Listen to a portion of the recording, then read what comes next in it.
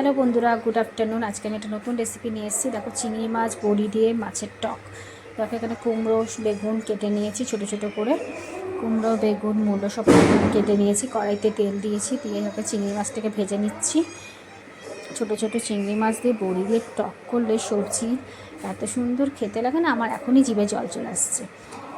যদি শুধু টক থাকে আর সাথে একটা তরকারি থাকে, আর কিছু লাগবেই না দুপুরে ভাতের সাথে লাঞ্চ করার সময়। দেখো, মাছগুলো ভেজে তুলে নিয়েছি। এবার তেলের মধ্যে শুকনো লঙ্কা ফোড়ন দিয়ে দিয়েছি। দিয়ে আমি একটুখানি একটু বড়ি ভেজে নেবো। অল্প একটু বড়ি ভেজে নিচ্ছি, ছোটো ছোটো বড়ি। তোমরা চাইলে সবজিতে ঢ্যাঁড়সও দিতে পারো। আমার ঢ্যাঁড়স ছিল না, তাই জন্য দেইনি। নাহলে কুমড়ো বেগুন মূলো কচু ঢ্যাঁড়স দিয়ে আর তার সাথে যদি চিংড়ি মাছ আর বড়ি থাকে, তাহলে তো একদম টকটা জমেই যাবে। দেখো, আমি এখানে তেঁতুলগুলোও রেখে দিয়েছি। এবার আমি তেলের মধ্যে শুকনো লঙ্কা, পাঁচ ফোড়ন আর সর্ষে ফোড়ন দিয়ে দিচ্ছি। দিয়ে আমি এখানে সবজিগুলো দিয়ে দেবো। সবজিগুলো আমি ছোটো ছোটো করে কেটে নিয়েছি। তোমরা চাইলে একটু বড়ো করেও কেটে নিতে পারো, অসুবিধা নেই। তেলটা আমার হয়ে গেছে ফোড়ন দেওয়া। এবার আমি সবজিগুলোকে দিয়ে দিচ্ছি তেলের মধ্যে, দিয়ে একটু নাড়াচাড়া করে নেব। দেখো, একটু নাড়াচাড়া করে নিচ্ছি। আমি এবার এখানে নুন হলুদ মিষ্টি দিয়ে দেবো।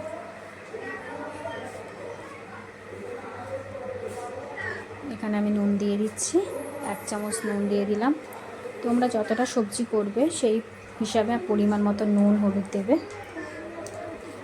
আমি এখানে নুন দিয়ে দিয়েছি, চিনিও দিয়ে দিয়েছি। একটু ভালো করে নাড়াচাড়া করছি। করার পর একটু হলুদ দিয়ে দিচ্ছি এখানে 2 চামচ মতন। ছোটো চামচ যেহেতু, সেই জন্য আমি 2 চামচ দিলাম। তোমরা যতটা সবজি থাকবে সেইভাবে আন্দাজ মতন অল্প করে দিয়ে দেবে। দিয়ে এখন নাড়াচাড়া হয়ে একটু ভাজা ভাজা হয়েই গেছে। এবার আমি এখানে তেঁতুল গলার জলটা দিয়ে দেবো। কালো তেঁতুল খুলে রেখেছিলাম, পুরনো তেঁতুল যেটাকে বলে সেটা। তোমরা চাইলে লাল তেঁতুলেও করতে পারো। কালো তেঁতুলে করছি বলে কালারটা কালো হয়ে গেছে। দেখো, গুলে দিয়ে দিয়েছি জলটা। একটু নাড়াচাড়া করে নিচ্ছি, দিয়ে আরেকটু জল দেবো, কেন জলটা টেনে নেবে সবজিগুলো। একটু ঝোল ঝোল থাকলে চুমুক দিয়ে খেতে ভালো লাগে। দেখো, সুন্দর কালারটা হয়েছে। আমার তো রান্না করবো কি, আমার এখনই জিভে জল আসছে।